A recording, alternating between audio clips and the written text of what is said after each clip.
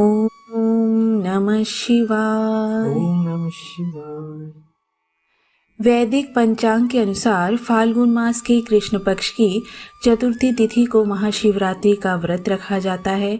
इस दिन भगवान शिव और माता पार्वती की विधिवत पूजा करने के साथ व्रत रखने का विधान है। इस दिन शिव जी को जल से अभिषेक करने मात्र से शुभ फलों की प्राप्ति होती है और घर में सुख समृद्धि बनी रहती है। अगर आप भी महाशिवरात्रि का व्रत रख रहे हैं तो इस व्रत कथा का पाठ अवश्य करना चाहिए। इससे शुभ फलों की प्राप्ति हो सकती है। महाशिवरात्रि की संपूर्ण व्रत कथा।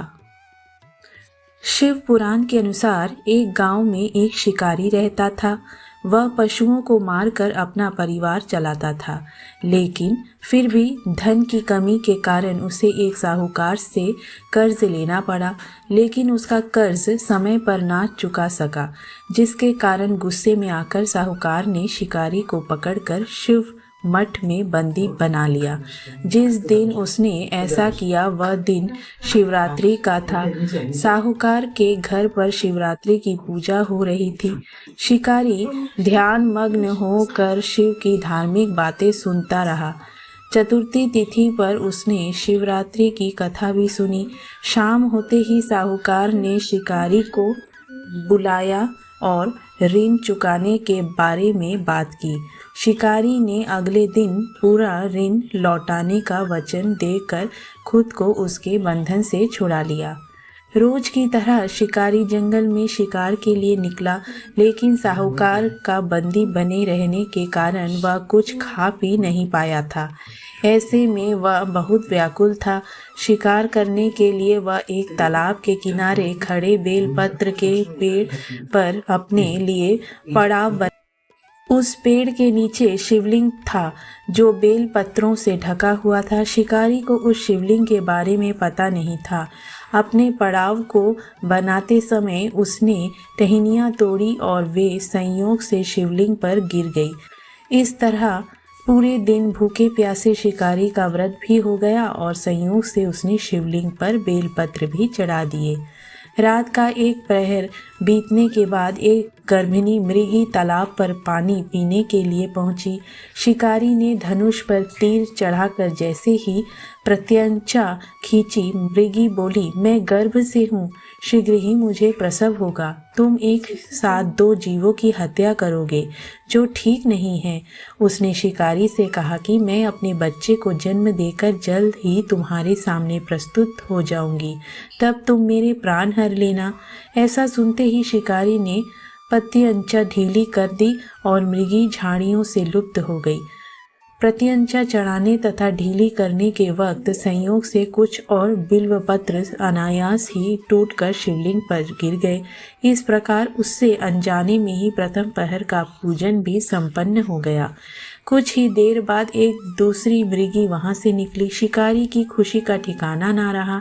शिकार को देखते ही उसने धनुष पर बाण फिर से चढ़ाया। तब उसे देख मृगी ने विनम्रतापूर्वक निवेदन किया कि हे पारधी, मैं थोड़ी देर पहले ही ऋतु से निर्वित हुई हूँ, कामातुर विरहानी हूँ, अपने प्रिय की खोज में भटक रही हूँ। मैं अपने पति से मिलकर शीघ्र ही तुम्हारे पास आ जाऊंगी। शिकारी ने उस मृगी को भी जाने दिया। 2 बार शिकार को खोकर वह चिंता में पड़ गया।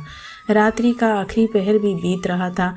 इस बार भी उसके धनुष से लग कर कुछ बेलपत्र फिर से शिवलिंग पर जा गिरे तथा दूसरे पहर की पूजा भी संपन्न हो गई।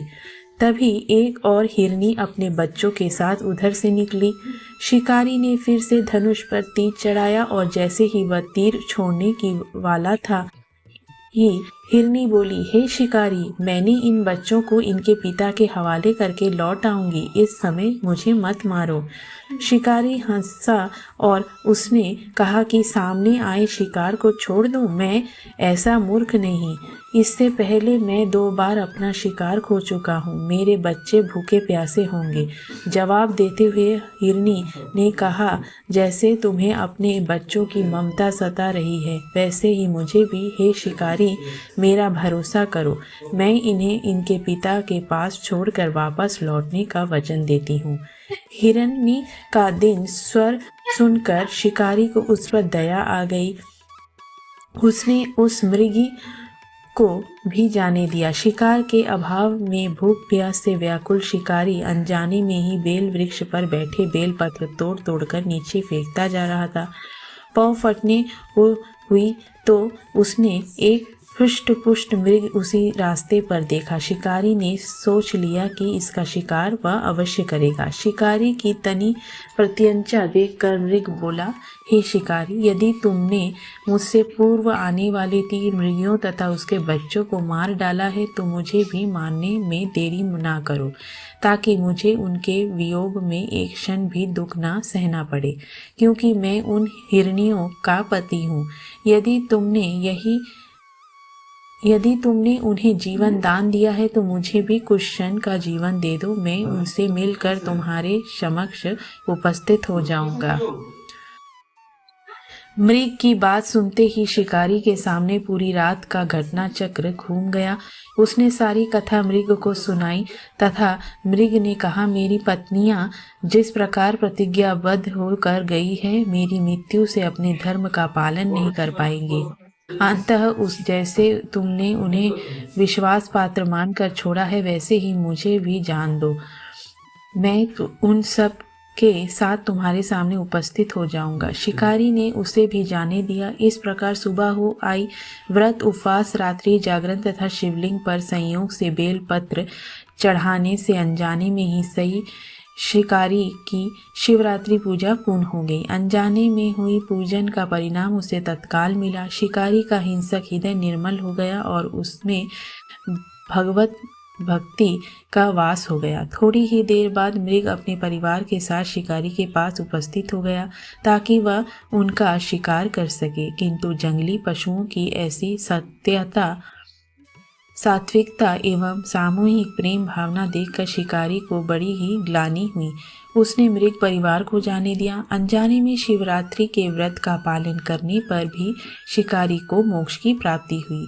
जब मृत्यु काल के समय यमदूत उसे लेने जाने आए तो शिवगणों ने उन्हें वापस भेज दिया तथा वे शिकारी को शिवलोक ले गए। ओम नमः शिवाय। हर हर महादेव।